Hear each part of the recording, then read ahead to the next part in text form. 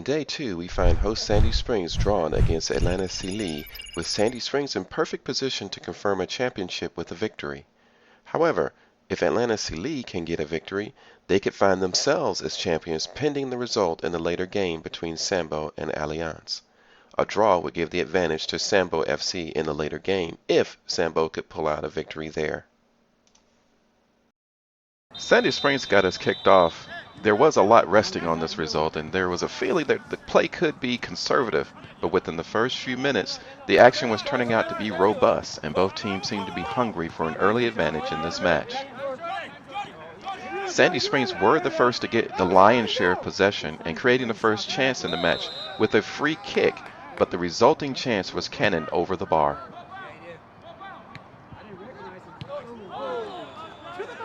A few moments later, Captain Sal Ortiz pounced on a lazy Sily clearance and fashioned his own chance, coming a whisker away with an attempt that came off of the bar.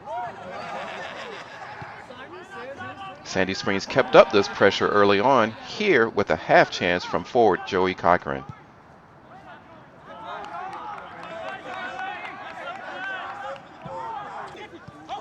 But Sily were not without their own chances in the match. Here, after good approach play, they fashioned their own attempt with a hard shot that comes off of the bar before it's cleared by the Sandy Springs defense.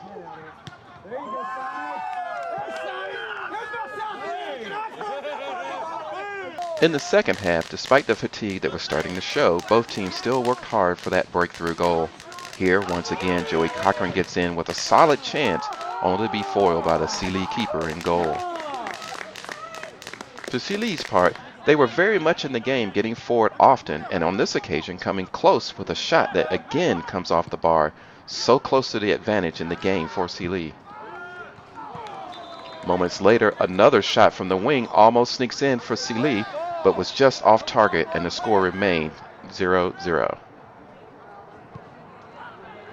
Later, a half chance from a free kick was again off the mark, and another chance goes begging. With time running out, the turning point of the match, Joey Cochran gained possession in the final third and ran at the Sily defense. Cochran worked his way into the box where a challenge by a Sily defender was ruled a foul, and the referee pointed to the spot for a chance at a penalty among the Sily protests. On the replay, you can see that there was a collision in the box, and with the foul there, it was always going to be a penalty call. The call would stand, and after the first penalty was called back for encroachment, Pedro Leo calmly stepped up and drilled home with the go-ahead score, giving Sandy Springs the 1-0 lead very late in the match. The replay shows how calm Leo was to bury that penalty and put his team in the advantage in the game and in the tournament.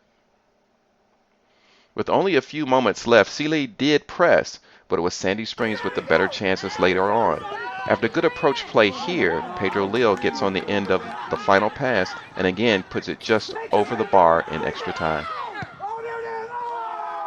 Sily were pressing hard after that, but ran out of time as the full-time whistle blew, and Sandy Springs not only had the win, but had also confirmed their first cup win in 2 years with maximum points over the 2-day event. The final score was Sandy Springs 1, Atlanta Sily 0. After the match, we spoke to both the president and the head coach for Atlanta Sily FC. Well, we have the president of the club and coach, Mamadou, as president, Mohammed, head coach. And really great game today, a lot of spirit here.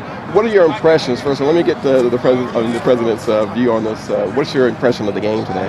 Well, I think it was a great game. I mean, as you can see, both teams really went ahead and delivered a great game. And I'm personally satisfied, with what we're seeing today. It was a great game. Right. And what about you, Coach? And I mean, I'm gonna back the president up on the same idea and say that it was awesome. Like both teams played a great game. So I mean, that is to be expected at this level of the game, and then the love the kids put into the game. So I was actually really satisfied on both sides of the team. Well, you had an interesting game yesterday too against Sambo FC, yes, where let in quite an unusual goal for the second goal, went behind, but you did get that equalizer late on, and so coming into this game, I thought you played even better. I mean, how do you feel though? Do you think you could have gotten more out of it? I mean, with that late penalty, what do you think about that penalty? Oh, most definitely. Again, as you said, yesterday was we at the second phase of the game. We have to speak to these kids, right? So the second phase, basically, they really went extra miles, and you saw it. They went and did a great game, delivered a great game. But today, unfortunately, we had to take this penalty. Yeah. Unfortunately. But I think overall, I mean, we did great. We did great. Yeah, I think you can take some real good positives out of this game because from the neutrals' point of view, it looks like you control much of the game. Oh, absolutely. In the midfield and everything. So, based on that, can you look at things positively going forward as we get into a real season with the USAFL? Oh, definitely. Yes, definitely. There's a lot of learnings from this experience. So I believe that we're all going to regroup, Yes. right? And then take some. There's definitely some takeaways from the game today, and then we will do better next time. Excellent. Well, I appreciate the participation, especially in the Hammond Cup. Very entertaining team. We look forward to seeing a lot more of you in the coming months and years here at the USAFL. Most definitely. Absolutely. Thank you very much. Thank you.